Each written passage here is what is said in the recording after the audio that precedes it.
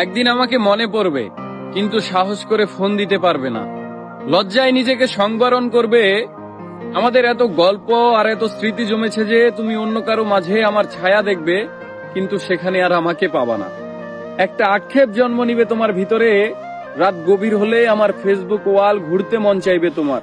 হয়তো সব বাধা ভেঙে মনের সাথে যুদ্ধ করে হলেও আমার প্রতিটি পোস্ট দেখবে, হাসবে, রাগ করবে, কিন্তু আমাকে সেই অনুভূতি বলতে পারবে না।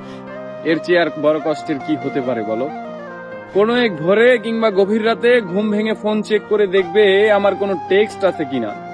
আমাকে না পেয়ে তোমার যেই দীর্ঘশ্বাস জন্মাবে তা তোমার প্রাপ্য ছিল। আমি তো কোনো অন্যায় করিনি।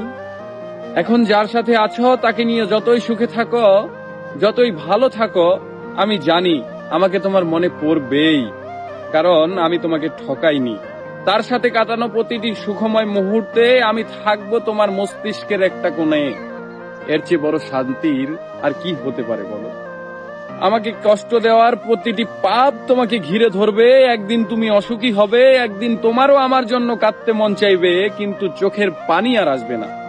এক শীতে সমুদ্রে স্নান করতে যাবে, সাথে প্রিয় মানুষটা থাকবে, অথচ সেখানে আমার থাকার কথা ছিল। এক জ্যোৎস্নার রাতে আকাশ দেখে তোমার চোখের কোণায় পানি জমবে।